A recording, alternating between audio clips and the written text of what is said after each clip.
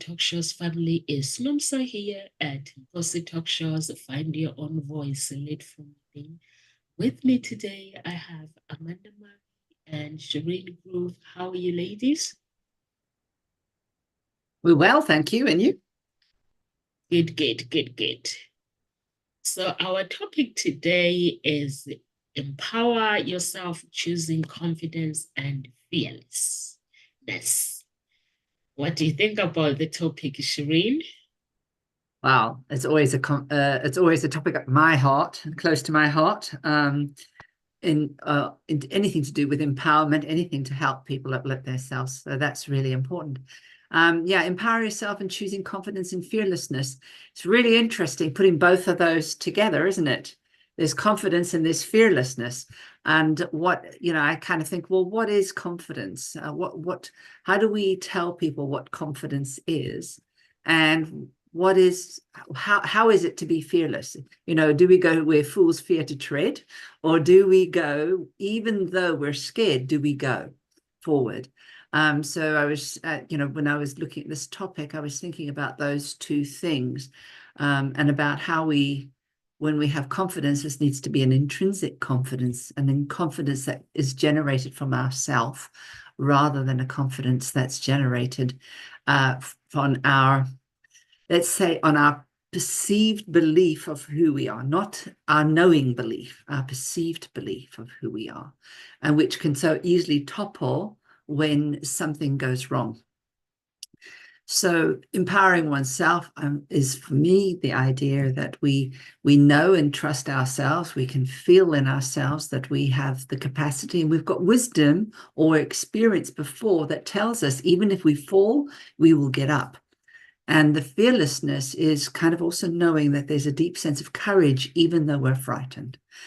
So I think about those two topics when I think of those particular attributes when I think about empowering yourself and choosing confidence and choosing fearlessness. Because everything at its heart is a decision, isn't it? It's a decision that we have to make. We can either go down the slippery slope and not listen to the truth that's within us, or we decide to rise and move forward.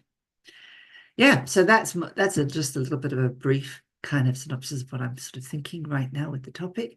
And Amanda, I know you're a mindfulness coach, so tell me what you Well, think about it. because I'm a teacher and an elementary school teacher, this is like something that I feel like we need to teach kids from the very beginning. We need to teach them how, because empowerment doesn't come from the outside world, it comes from within. It comes from how you feel about yourself. And that's actually one of the reasons why I wrote this children's book. It's called I Am Fearless, a yoga guide for kids and superheroes. And in it, it's all about building confidence and fearlessness. And it has like all of these I am statements in it. And then it talks about like, I am courage, I am caring, I am balance, I am centered, I'm connected, I am enough. And then it has things that like talk about why it is that you're enough. So how you can be a rock for somebody else. And then when you need them, they can be your rock too.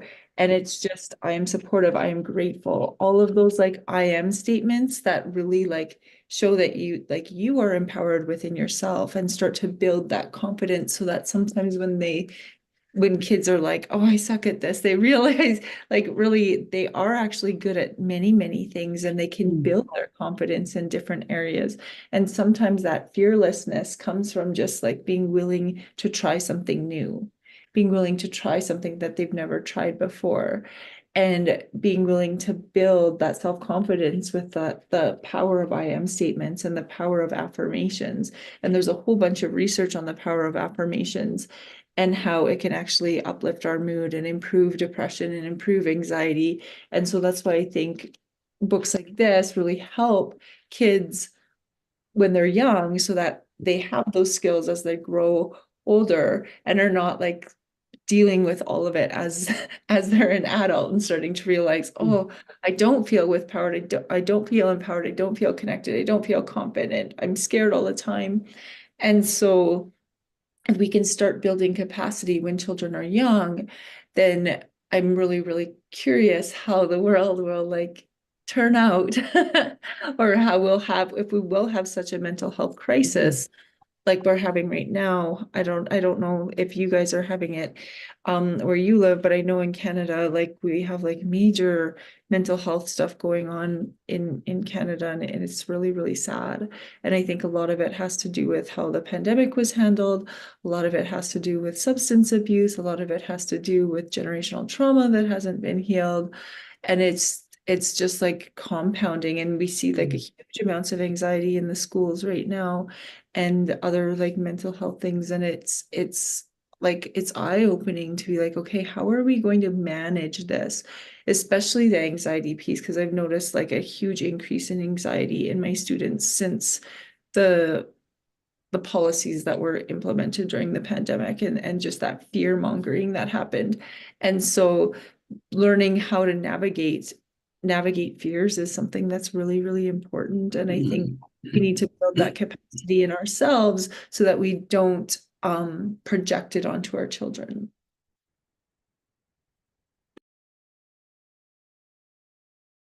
I think it's everywhere, Amanda. Sometimes the stigma for mental health, but I can agree with you. Mental health has risen.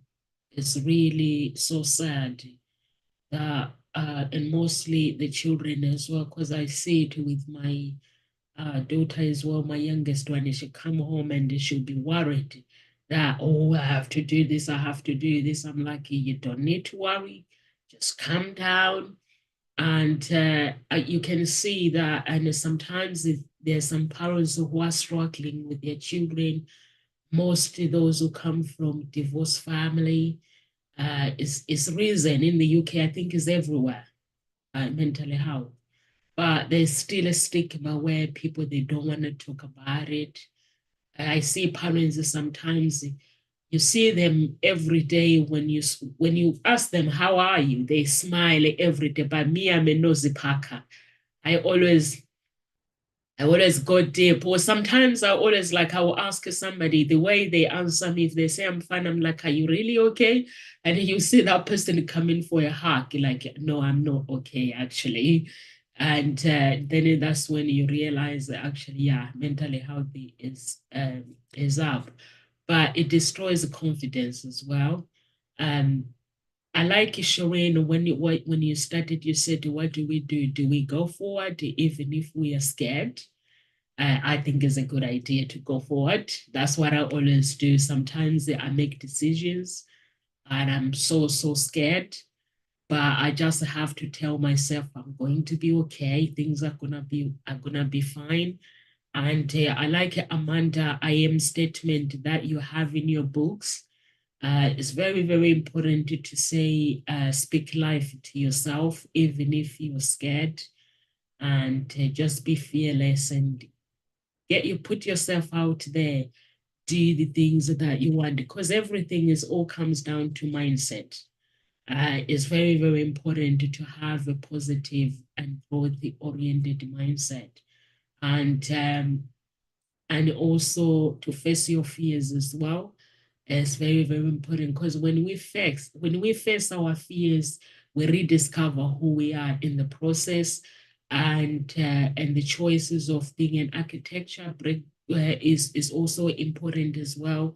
When your confidence is aligned with the choices that you make, you become fearless as well. So it's very, very important, and also know that you're not alone. There are some people who are scared because they think whatever they do, they are always alone, but they're not. I'm sure if you can ask like the people around you, you'll find one person that will be interested in helping you and having you back. So it's very, very important to believe in that, to have that. When you have that one person that believes in you, move forward. Just don't worry about the rest to say, oh, they don't believe in me. They don't do this, because it's hard for people. Some people have their own problems as well. So that can be tough. Over to you, Shami. You're muted.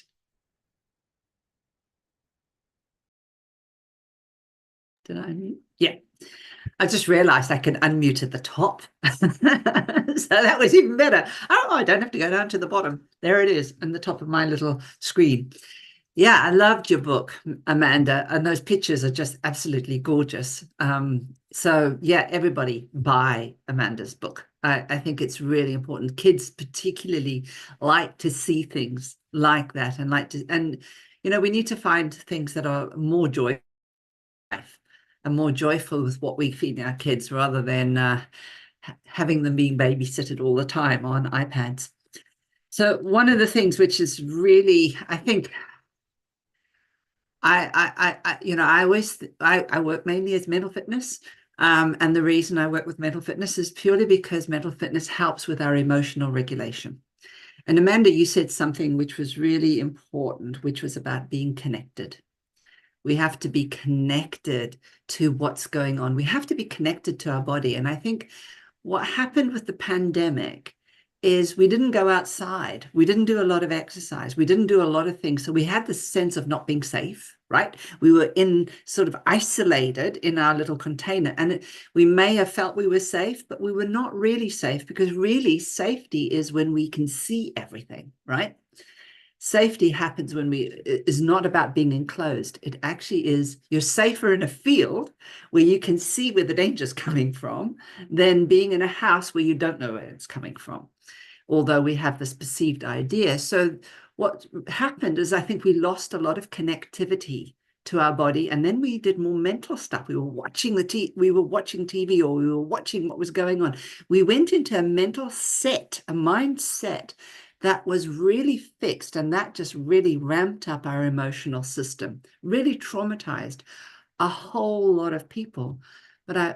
I think that because we weren't very connected to our bodies, really properly connected, and we live a lot in our minds, we lost that proprioception, that sense of who we are in that space, which then made it collectively quite a big traumatic effect for everyone.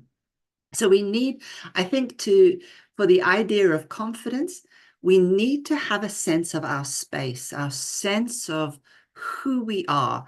And it's really quite interesting. The more we move around, the more we do exercise, the more we're in our body, the more confidence we actually will have. Because part of that is that connection feeding back to the brain that helps us to emotionally regulate. And then when we have learned practices that actually help us down regulate or to pay attention to what's coming up, we then have that modulation that allows us to be mentally fit and emotionally fit at the same time. So when I think about confidence, it's a feeling. It's not a thought, right? It's a feeling. So we can't act unless we feel. Very often, if we try and make a decision, it has to be based on a feeling. Damasio showed us that in actual fact, we needed feeling in order to make a decision that probably is a good one.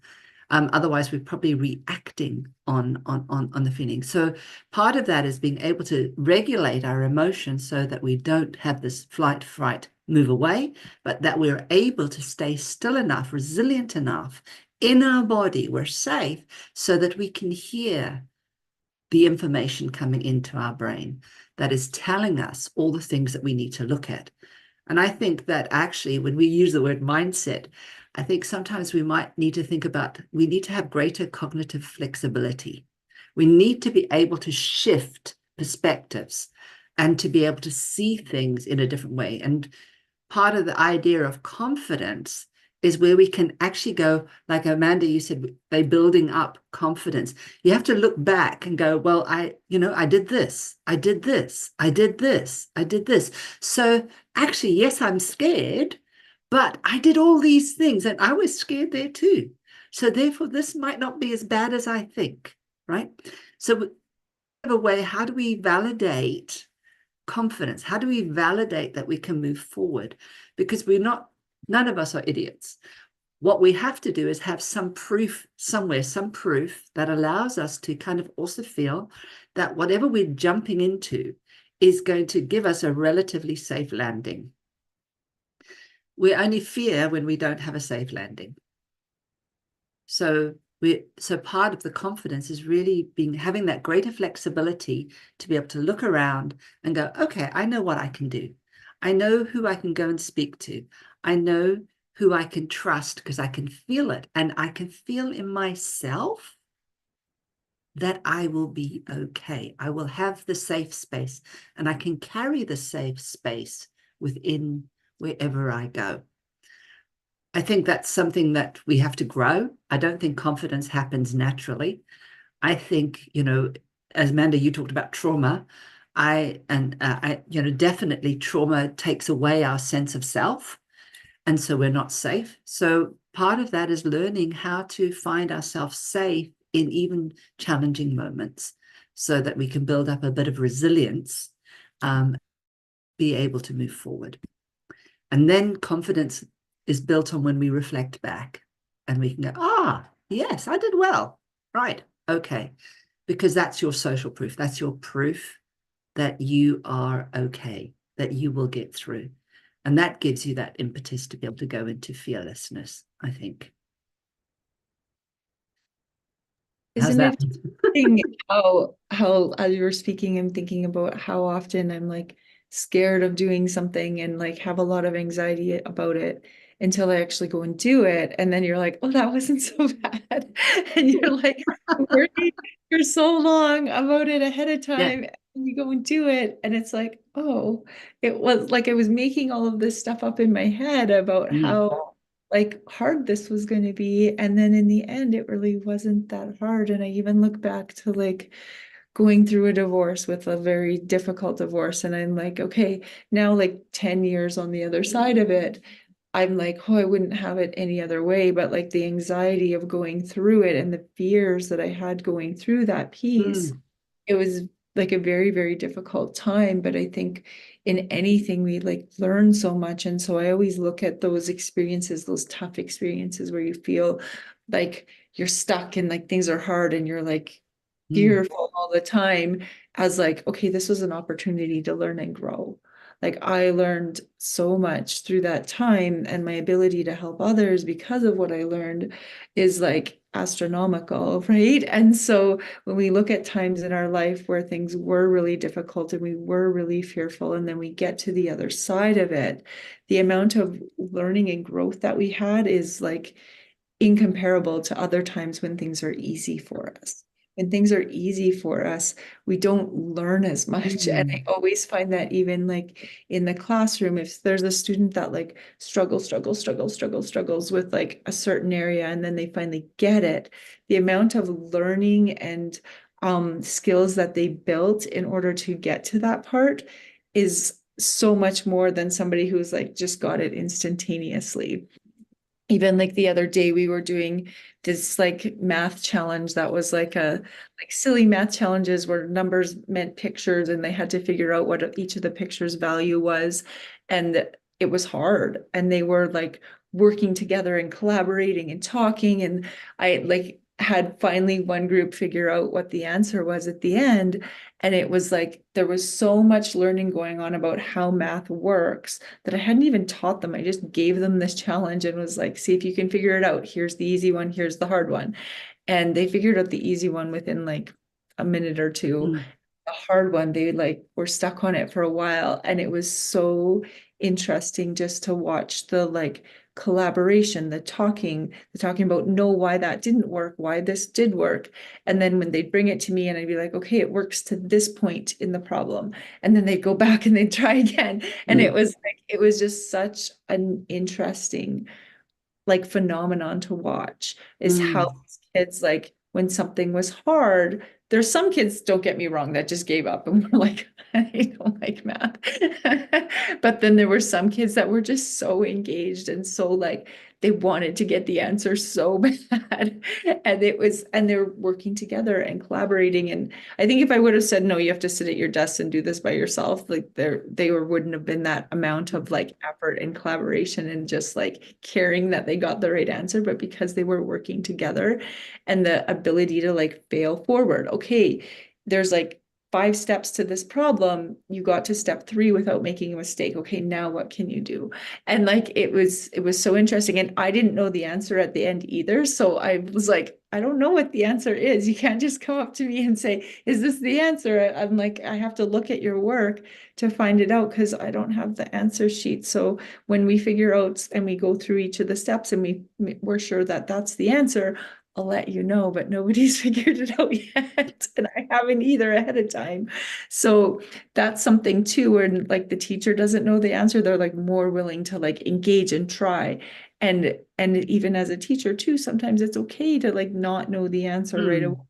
It's okay to recognize too that we can work things together through things together and collaborate together and not always have the answer, not always be the expert. And I think sometimes people feel like they have to be a complete expert at something before they even like dip their toe in. And I don't think that's the case. I think we can really navigate things and grow along the way and not always wait for the perfect time, because there's no perfect time to like start. Sometimes you just have to start and like know what the next right step is and the next right step is. And if you make a wrong step, then you just shift and turn and navigate that next step.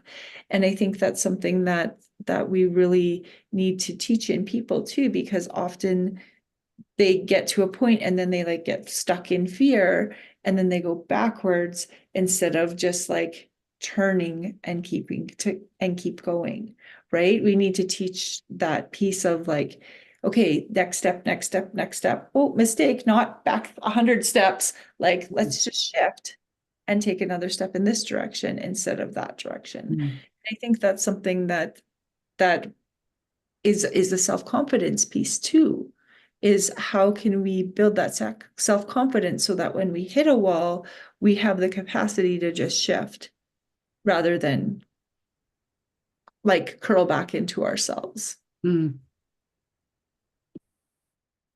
Definitely, definitely. And you said those words, the capacity. So building, so that you're building resilience within one, so that we don't get spooked. We basically go, okay, yes, I've got this feeling, but I can shift here, I can shift there. So that growth mindset that happens as a result of building that capacity. That's amazing. I loved what you said there. Sorry, I just loved, the teacher doesn't need to always be the expert. And I think that is so powerful because of how you were modeling uncertainty, in a way, uncertainty for those kids to see how you were handling it. And I think that is far more powerful than the greatest gift that you can give a child. You can, showing them how you navigate that journey in that calm and wonderful way. Yeah, it is good for me during lockdown. And like you guys were talking about the connection, we've lost that connection. For me, I had to go out. I had to go and look for work. I remember I was so frustrated. Like you coach the clients, and then you are like, "Is that my my life is just gonna be coaching the clients and then eating food and staying at home?" Because there were times where we were not allowed to go out. So I was like, I remember going to Royal Mail and saying, I'm looking for work. And the woman is looking at me like, are you mad? And I was like, give me any work that you have, anything I can do inside, please, because I am so frustrated. And this is a big place, you have people. And she goes, this is the job that I have, that one, and I take that one. So I got the pleasure to get out of the house every single day. I had an excuse to get out. And Martin didn't have to, he didn't stop, the builders didn't stop working because he is the builders for the shopping malls. So he did not stop working. So he was working full time as well. So, and for me, I have an excuse just to get out of the house, go to my work. So yeah, I think we lost so much connection, so much, so much. Hi Bernard, how you doing? You are a big supporter of Ngozi talk shows, aren't you? Yeah, so I like Sharon as well when you said we need to be able to shift our perspective so we can grow. I think that is important. And Amanda, I like it when you said through difficult times, that's where we learn. For me, if you ask me things that I found is in life, I won't be able to teach you, honestly. But where I found the challenges, I'll be able to teach you how to navigate things. So I think that is part of life. And through the things that I learn as well, like right now, I'm learning things like I make decisions sometimes and I look at those decisions, I'm like, did I just do that? I'm like, okay, so now I have to navigate things and first navigating things. But I think that's the attitude we need to have. And Shireen, as well, you mentioned earlier that we need to have confidence is something that is built on each and every day. You don't just get up and say, I'm confident, I'm feeling good. And it has to be built, grow. You have to grow each and every day. Like I see myself, I look at how I felt 10 years ago and now sometimes the people, they'll scream for like useless things. And then I look at them and I'll be like, if you guys knew how life it is, you will not be taking life for granted. Because we do take life for granted sometimes and we take each other for granted sometimes. So I'm like, if I look at myself where I've been, and where I am today is just by focusing on dealing with my confidence and dealing with things that can help me to grow. And really, self-discovery is very, very important. When you discover who you are as a person and learning to overcome setbacks as well is very, very important because in life we do go through setbacks. But if you are not confident enough, then you won't pick yourself up and go on with life. So we do need to be confident, and we need to have a reason why we must go on, and we need to have a good foundation in life, and we do need to have security when it comes to life. What do we fall back on? Like Amanda, you knew you wanted to divorce your husband, you had a daughter, and you look at your daughter and you're like, how am I going to survive on my own? But and then the fear is there, but you were like, I'm gonna do it anyway. Then you went for it, you did it, and that was the unknown, facing the unknown. And you climbed that mountain. And now when you look back, if somebody comes to you and say, Amanda, I'm thinking of going through or divorcing my husband or divorcing my wife, you wouldn't tell them what to do, but you'll be able to comfort them because you know what they are facing.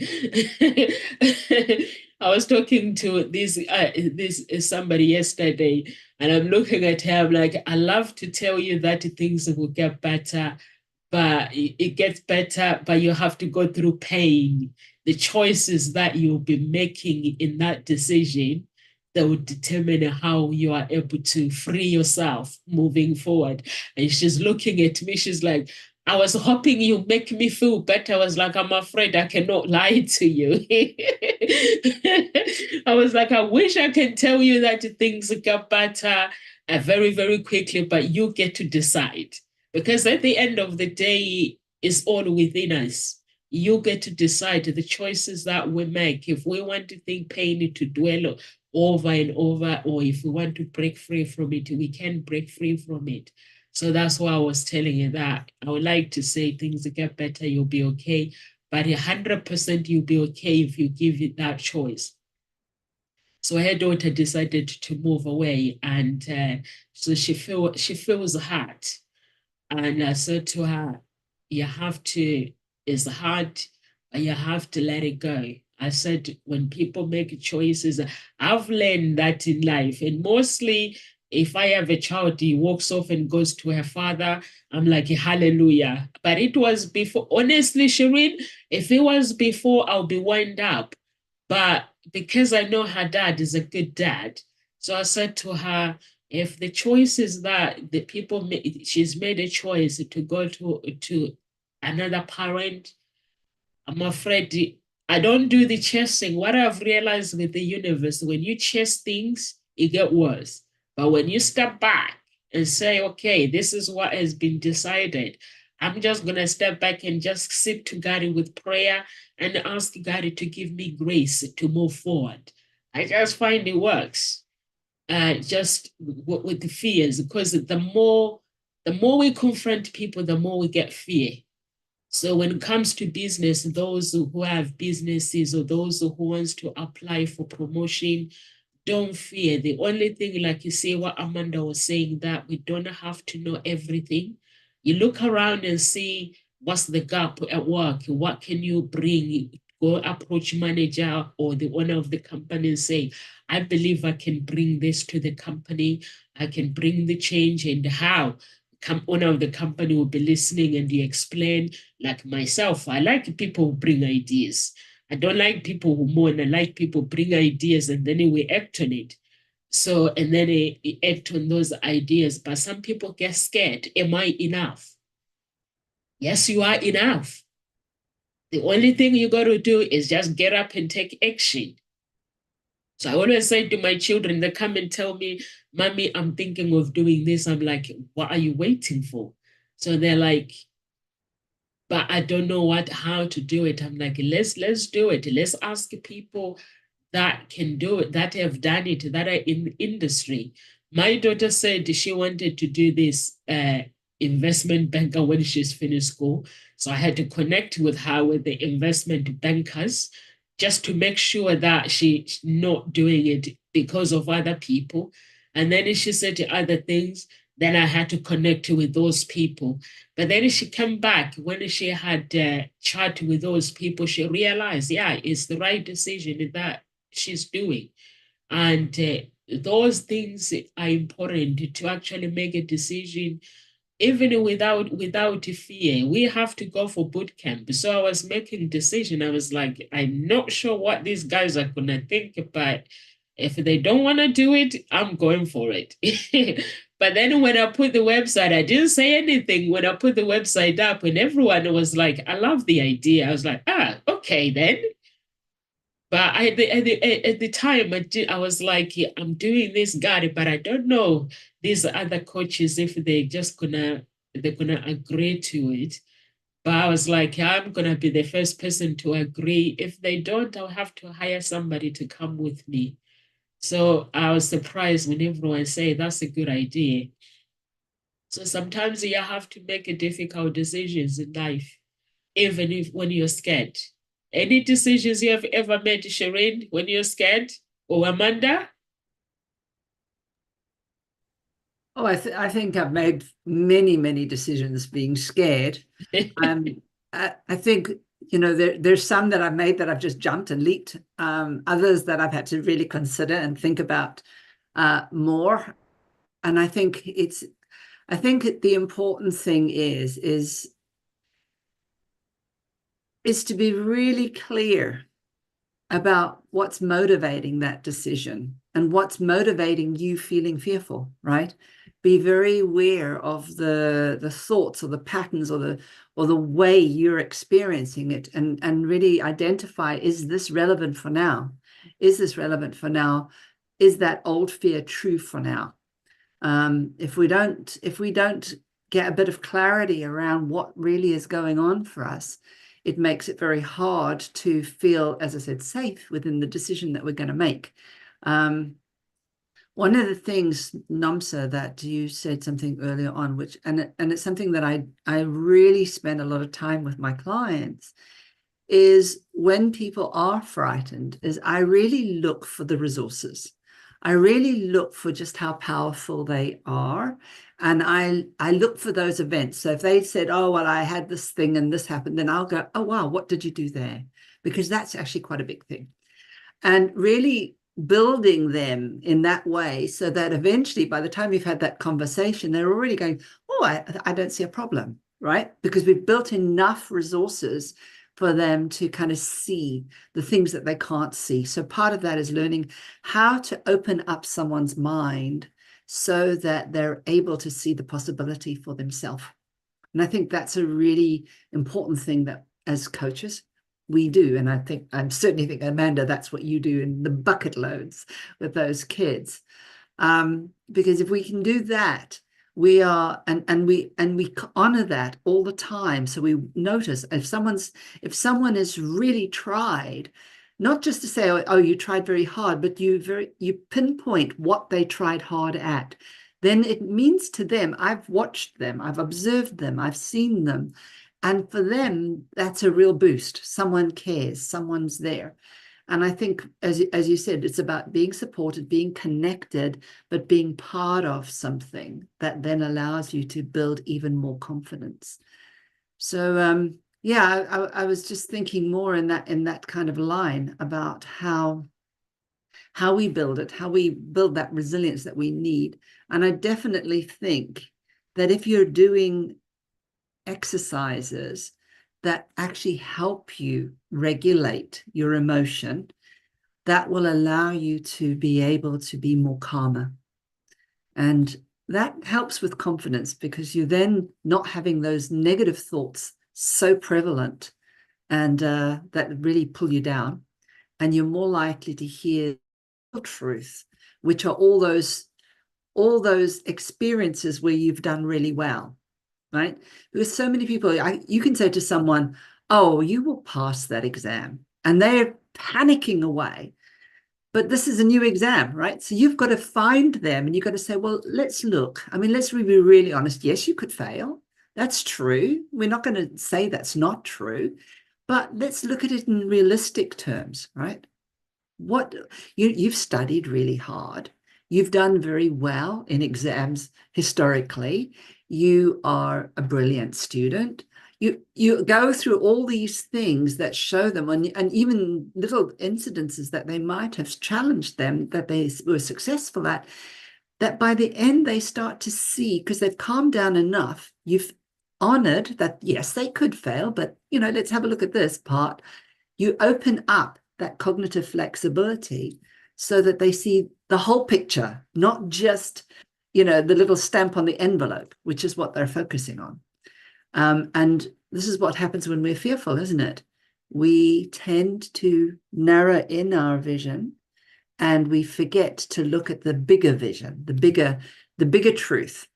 And so it's really, as facilitators and coaches and teachers, is our job to show them the bigger truth and to help them not go to that point with, yes, but this is different.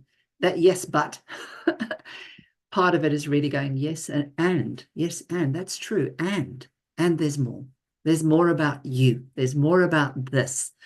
That's more true than this one little truth. And that builds confidence, I think. And as human beings, if we did that more often, we took that time, like you said, Nomsa, you ask people, how's your day? If people say, well, it's fine, and I'll say, oh, is that true? Or if I'll say, how are you really? I'll always clarify, well, I just noticed this. Because often they're not aware that their unconscious or their emotional channel is working. And we are noticing a lot of things that they aren't aware of. But by actually saying, oh, this is why I'm asking this question, allows them to feel safe. It allows them to feel heard and allows them to have the confidence, builds that little bit of confidence that they can actually say to you, yes, I'm not so good. So for me, that's one of the things that is, I think, one of the most important things is to really, address what people say, but clarify what you're saying, clarify why you've come to that conclusion so that they can open that space for greater cognitive flexibility. I think it's sometimes that like willingness to look at what it is that is your fears that's stopping your self-confidence that you've like pushed down, right? Because so often we like all of these different things that we don't want to deal with, and we just like hold them in our bodies and we don't deal with them, and then it starts to cause disease or discomfort or stress. And when we start to take action on dealing with some of those things, we start to realize like, oh, I'm holding all my stress in my neck, or I'm stress in my hips, or I'm holding all my stress in my lower back, or I'm getting headaches all the time. Then when I start to look at those things that are causing me stress and making me feel not very confident, when we start to deal with them and do breath work or meditation or go to a coach, or we start to realize that, or start exercising, that we're holding stress in different areas, and it's actually like compounding the problem. And so we almost need to start looking at like all of the ways that, or even like one way that is going to help you like even be conscious of where you're holding your stress and where you're holding your fear. Because when we start to be conscious of where we're holding our stress and where we're holding our fear, then we're able to actually go and deal with it. And so like before Christmas, I was starting to get really, really sore, and it was like hard to get out of bed because it was just so tight and sore. And I'm like, I haven't been going to yoga as much. I haven't been meditating as much. I haven't been doing the things that I know that I need in order to feel healthy in my body. And so we need to, if you're feeling like those feelings, that there might be something that you can do, just even do a quick like 10 downward dog, like sun salutations or something that will get you like physically in your body rather than in your head.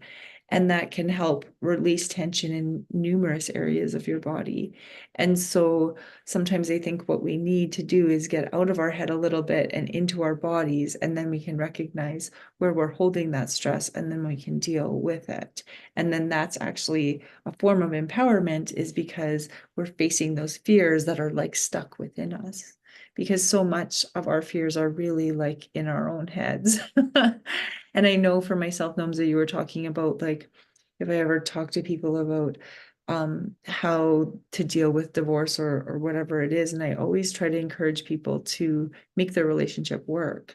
If it's possible, like make your relationship work, because you're bound to repeat those same patterns over again with somebody else unless you actually go and deal with what those patterns are. And if you're willing to look at yourself and really work through your patterns and your habits, and still at the end of the day, there's still major conflict, then and only then is it time to be like, okay, maybe this isn't working. But I think in most cases, a lot of it is, if you don't deal with those patterns, you're just bound to repeat them over and over and over again. And so when you're dealing with relationships, it's really like an inner self work. It's not about them. It's about you.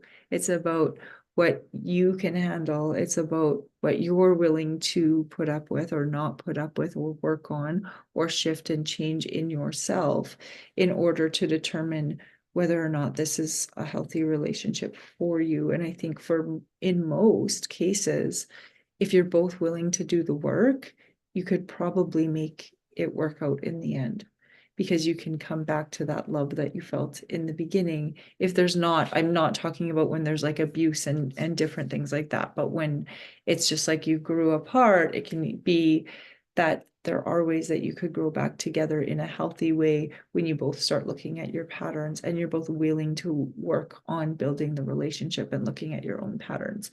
Not saying that that works in every situation, and if there's forms of abuse, then no, definitely not.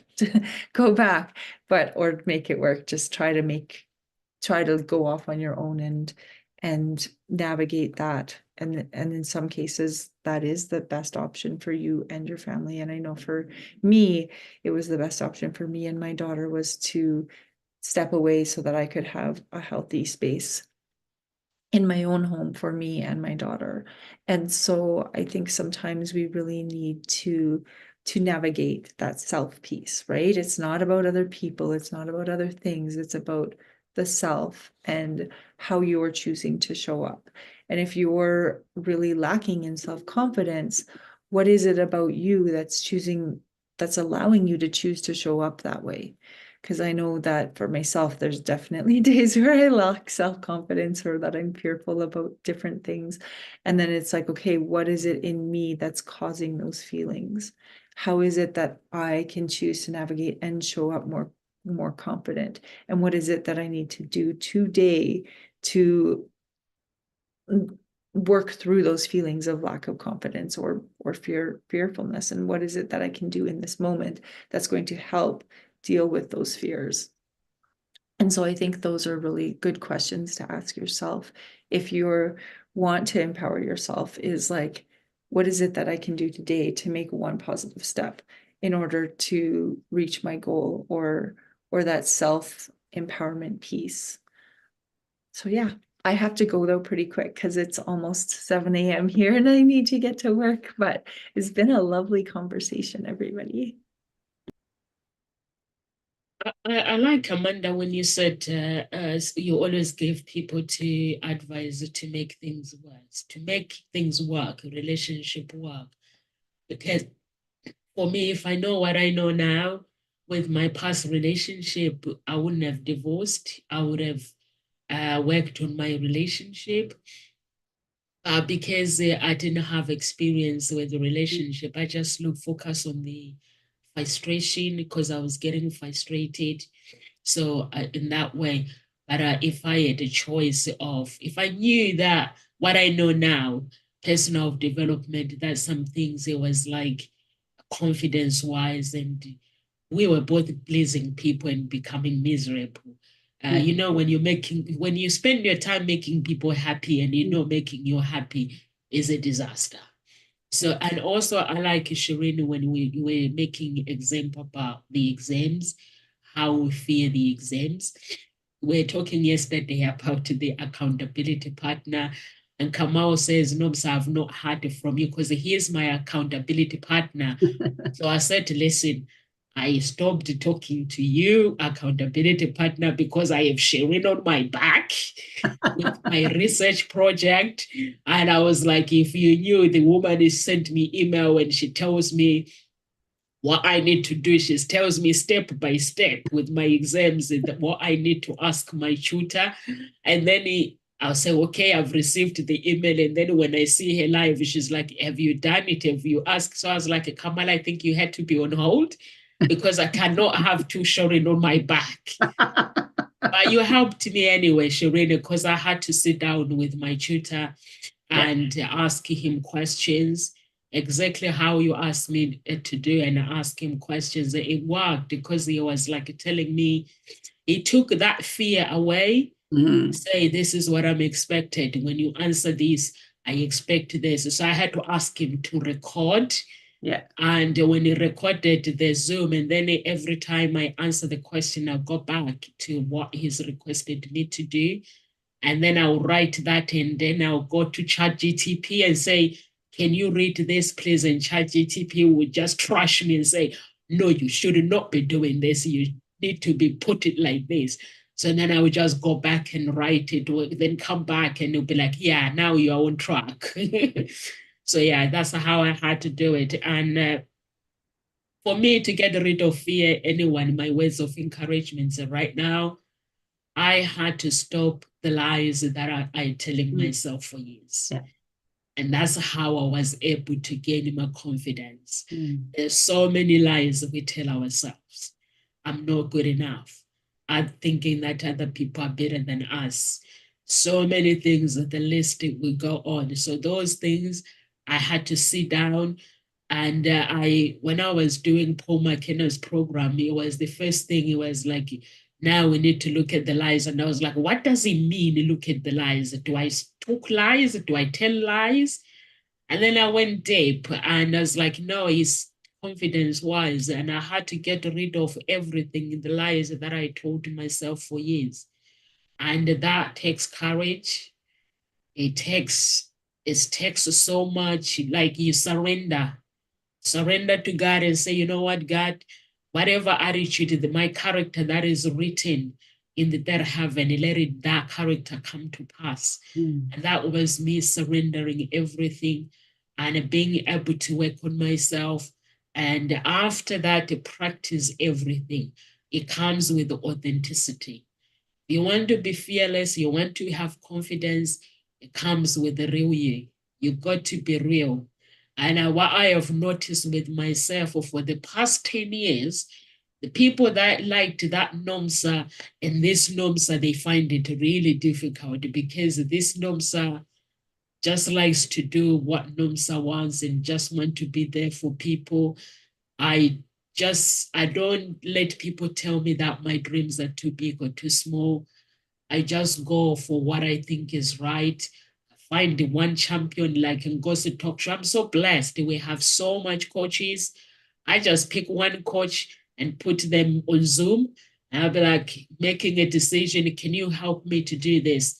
I have a coach, by the way, but when I have a coach, when my coach is on the other side, by these ones is when I'm scared with something to help me boost my confidence.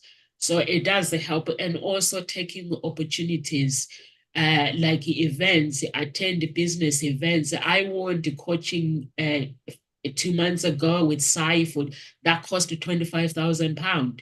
And now I'm enjoying my coaching. I saw it on Facebook, like business event. I thought I was going to a business event on Zoom. But when I came out with a 1 year coaching. And so I do coaching, and it's real. I do coaching every week. I get on Zoom. And when I do coaching, I come out with the valuable information. But if I wasn't confident enough, Amanda, do you have words of encouragement? Oh, she's gone. She's gone.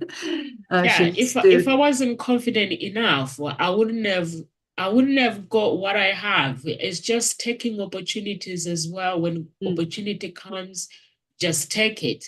If you see any business event being advertised, just go and attend. If it aligns with what you do or you like that coach. For me, there's some people that I like. I just follow them. Every now and then I'll appear on Zoom to support them. And those are the things that we have to do. Just being fearless and using your beliefs and meditate.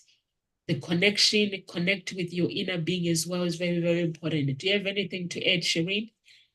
Yeah, I think that's the most important thing. You need to be connected to, mind and body. You need to be able to feel the feeling and be able to know what that feeling is and be able to generate more of the good feelings and less of the ones that make you feel unsure and unconfident. I think the most important thing is confidence is being built. You cannot just be, it doesn't matter who you go and see. Confidence is something that is built.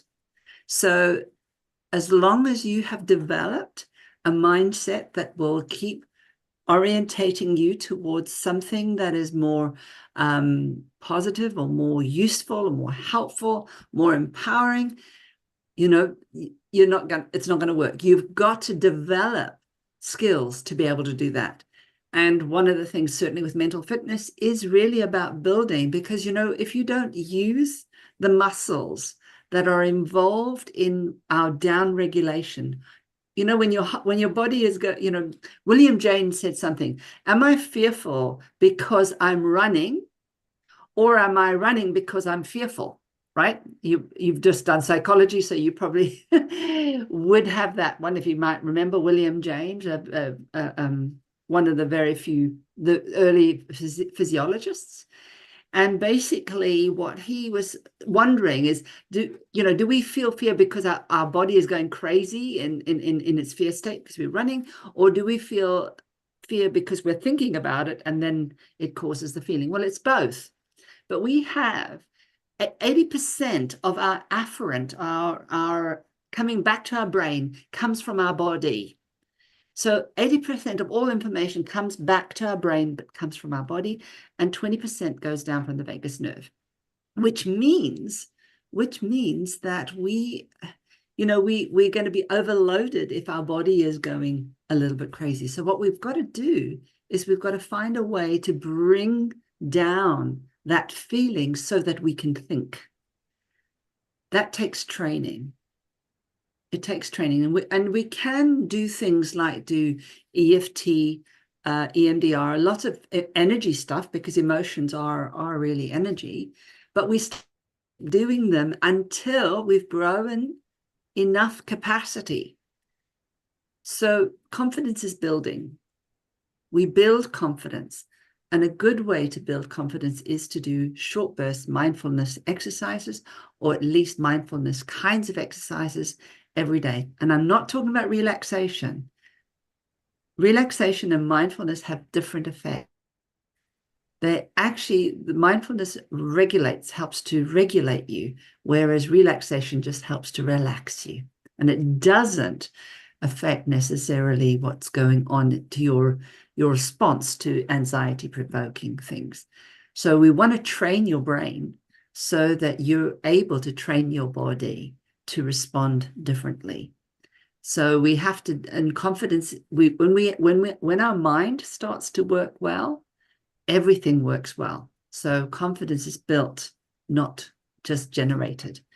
So, for all of us, really, I think is, when you have a conversation with someone, try and really listen to that person and look for what they've done well and how they've done it. Be curious about how, if someone says, oh, well, I managed to do that, ask them, how did they do it?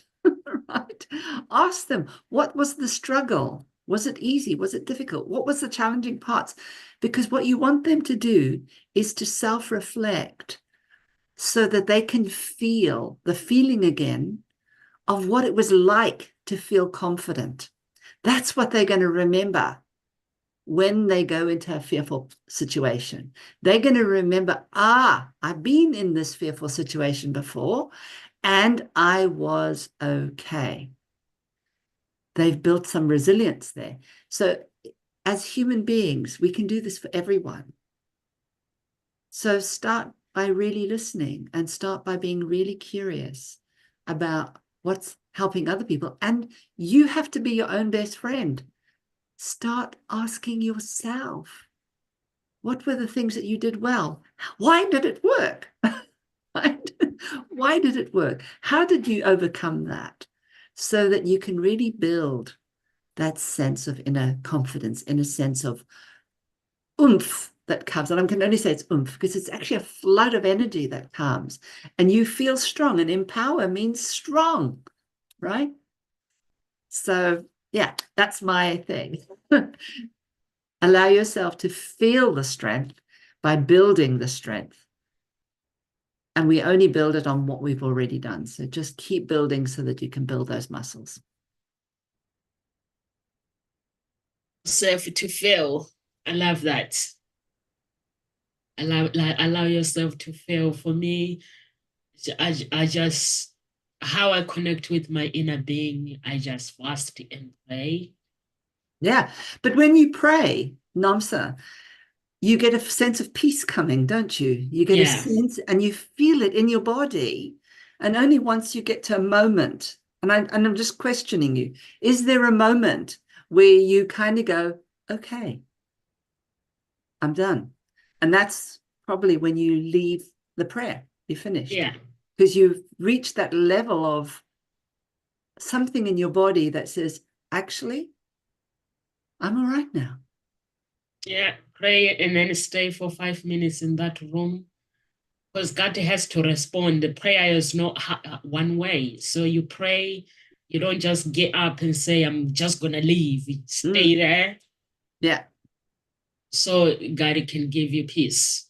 Yeah. Help you with that peace, whatever you're asking. He can have his own time to respond to you. And also having some quiet time every day, like 10 minutes or 5 minutes out away from the noise. You have kids, go to the bedroom, put your feet up, lie on the bed, have some me moment. Yeah. And yeah, I mean, life is so busy these days, and when it's so busy, we lose track of things. Yeah. So have some me moment. Yeah. And try to find things that work for you.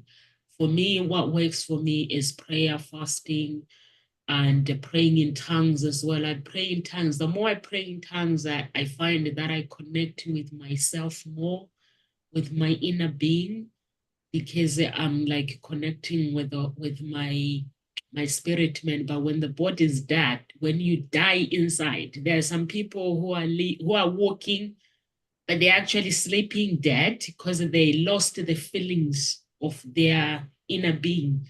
Even when you say hello, they can't see you. They're like, oh, okay, they jump. So you got to be in the present moment. Find something that can help you to be in the present moment. Maybe go for walks. Have a prayer life if you're a Christian. If you're not a Christian, meditate. If you're not a Christian, you can try to pray and see how it does for you. It's amazing. Even when there is nothing to rejoice, you'll find something to rejoice. That's what prayer does for you. And what else can you do as well? And also knowing that whatever path you walk, you're not on your own. I know we live in this world where people are very judgmental, and people sometimes they don't believe in your dreams or anything. Just believe in yourself. Find that one person that believes in you, and you're good to go. You don't need the whole world. Yeah. For me, the person that believes in me, my mom, I can count in everything that I do. Before, it used to be my whole parents, but they're not there anymore. They're dead. And my grandparents, I know I always count my mom whenever I've got problems. She'll always be there. And I know I'm surrounded by these coaches. I can just pick one of them that really understand, that can help me and say, listen, I have this problem. Could you please help me? It's all about not having to know it all and having to know that there is support out there. If you look at life and say, there's somebody who can support me, even here at Ngozi Talk Shows, these coaches, they are here for you. If you listen to Shireen, you listen to me, you listen to Amanda, Grant, or any other coaches that I know here, and you're like, I resonate with this person, don't let it end there. Contact them. When you contact them, ask them what made them do the things that they do, or just ask for coaching. If you don't have the money, have a 30 minutes free consultation, and then they ask some questions between those 30 minutes. So then when you have the money, you can come back and do your coaching. So that's the advice I can give you guys. And if you go on the website, on my profile everywhere, LinkedIn or Facebook, my website is there, www.hseia.com.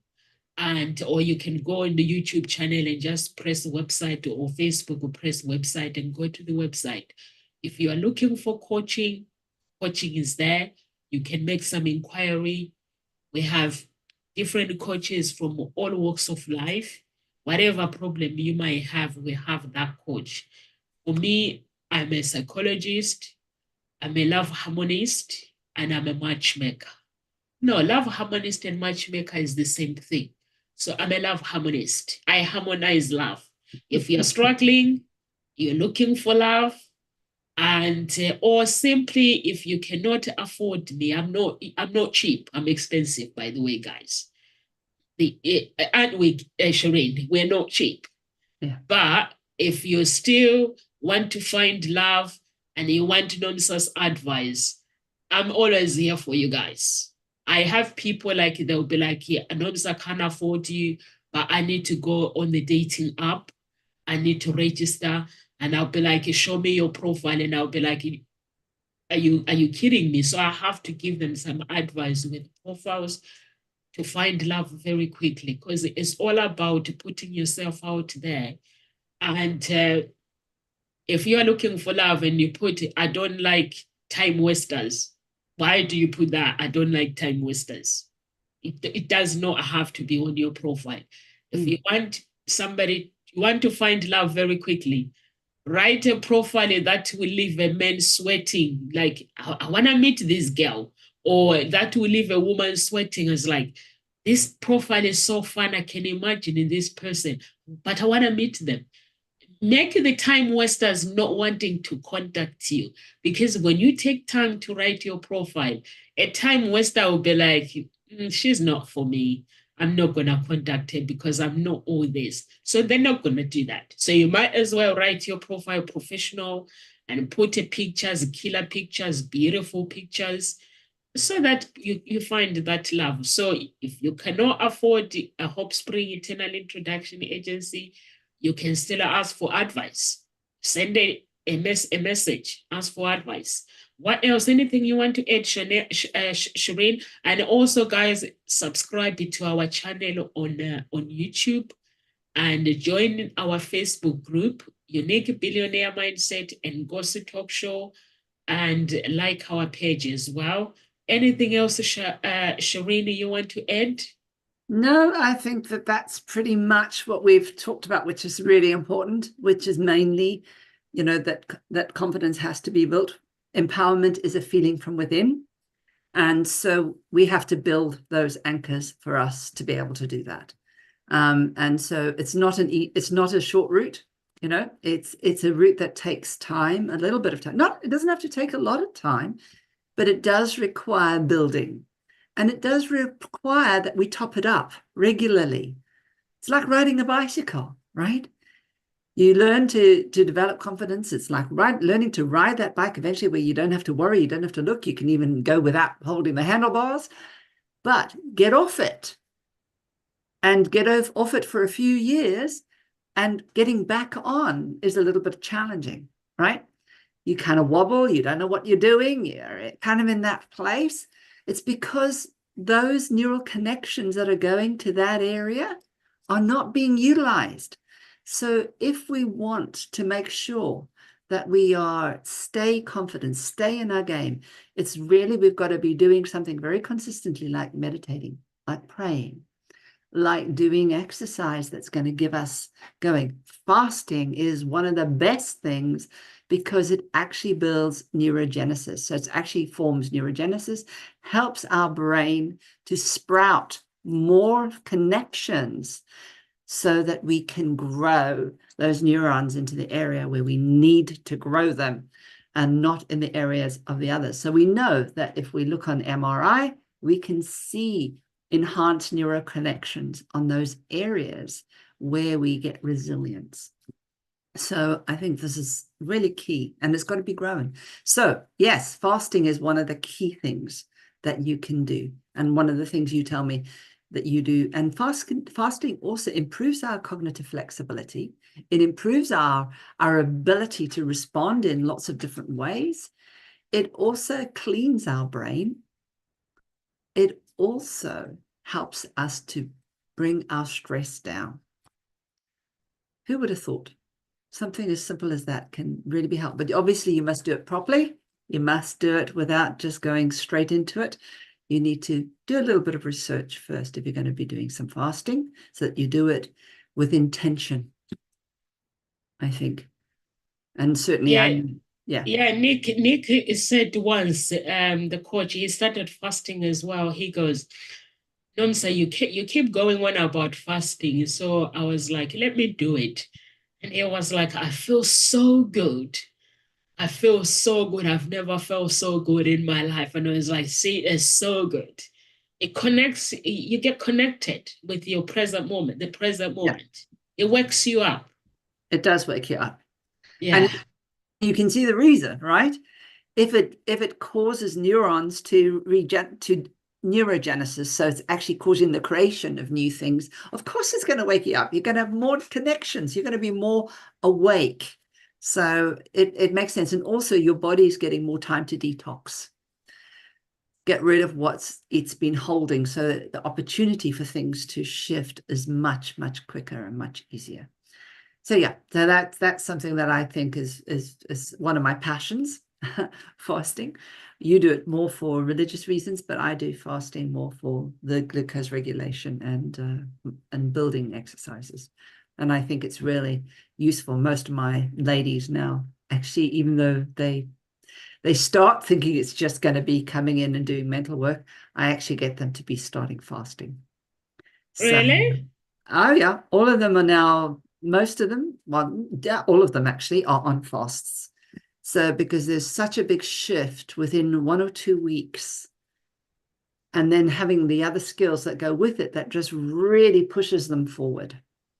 So having mental fitness exercises, learning about that their saboteurs, connecting to the saboteurs, connecting to the part of them that's that greater truth, the wisdom keeper, being able to create and have new skills. All of those together with this change really shifts them forward. So something that would have taken a long time is now taking a very short time. Yeah, I like it when you say new skills. We fasted last year, I think it was September, for 70 days. Wow. And my friends, we went to a wedding. My friends were making fun of me. They're like, why do you fast? I was like, it's 4 p.m., but I'll be finishing in an hour. So they're like, take some time off from God. I was like, I can't take some time off from God. So I think God was so pleased that I was like putting him fast. So we when you talk about the skills, so then I went on the dance floor. I can dance, but then I went on the dance floor, and my friend comes in and she goes, "Nomsa, what happened?" I was like, "What are you talking about?" She goes, "Your dance move." I was like, "I didn't know either that I can do that." I find myself doing some dance move like Michael Jackson, and I was like, I have never done this before in my life, God. What is the heck is going on? But I kept my dance move, guys. For those 70 days, I became so creative with my dance move. I kept them because that's my skill. So I think I connected it to my inner being too much. And Never too much. yeah, the Never Holy too Ghost, much. power of the Holy Ghost. So I connected with the Holy Spirit and the Holy Ghost. So I had some dance move, and my friend goes, "Wow, girl, you can dance." And I was like, "But I can dance, but not like this. I'm not sure what God is doing, but whatever He's doing, I like it." So yeah, so you get so creative, you get to use your imagination, and there's so many things that you can do because it's like you work yourself up and have a meaning for it. Why you Yeah. first give it a meaning. Yes. Intention. What's your intention for Yeah, fasting? what's your intention Because and if what you you, want to yeah, achieve? if you're Yeah, really clear about an intention, when those times of struggle are there, the intention is what carries you through, right? yeah, The intention is what this is, you know, it's interesting. We have insights, and when we have insights, doesn't mean change has happened. Insight is just a moment where we get a clarity moment. When we make an intention, it's an aligned action. An intention means our heart is connected fully to the commitment of that intention. And at the same time, our body will follow what we intend. So it then just means that you are in a total alignment so that when those decisions happen, it's so much easier. It's so funny because I often, when people used to come and ask me about smoking or drinking or how to change a behavior, and I would say to them, you just go to the pub and you say to your friends, I don't drink. I don't drink. And we would prepare them. If their friends would say, but you drank yesterday, you say, that's right. I drank yesterday, but I don't drink today. And just learning to use those words like that. When we say, I don't do this, the brain hears that's a non-negotiable. Your friends then won't be able to coax you because they're hearing, I don't drink. When you go into a pub and you talk to new people and you just say, I don't drink, they will never offer you a drink. You will never be persuaded by them because they've heard, I don't drink. But if you say, oh, I gave up drinking, oh my God, it becomes a conversation that is just really not powerful. So if you learn to think about things like, I do this is what I do, that's my intention, that's my commitment, that's who I become. I think that makes such a big difference when we want to do things like fasting. when we want to do things like, create a healthy baby or create something in our life. It's what are we wanting to do? What's the intention for it? And it's a feeling that drives it, right? We're committed to the feeling that keeps generating for us for what we will expect to get if we keep doing the action that we wanted to do. And that gives you more confidence, to be honest, because now you've completed something, right? And you, oh, wow, I've done that. Wow, let me make another intention. What's my next intention? But stay in the moment, each moment, so that the intention can be fulfilled. Okay, it's 26 minutes past I know, now. We isn't have it? to go, guys. We're talking too much. Yeah, we have to go, guys. And we'll see you tomorrow. I think tomorrow I'm on my own. When I'm on my own, we talk about love. So tomorrow we'll be talking. Harmonizer. Yeah, tomorrow we're going to find love. I think we'll have to go find love. It's January, Valentine's Day is coming. People are confused, but love is everywhere. Yes. I always say to people, you can find even love at the bus stop. Yeah. Yeah. If you are somebody who's friendly like me, you have to be friendly though. So we'll see you guys tomorrow, and please subscribe to all our channels and live with grace, everyone, and God bless. God bless.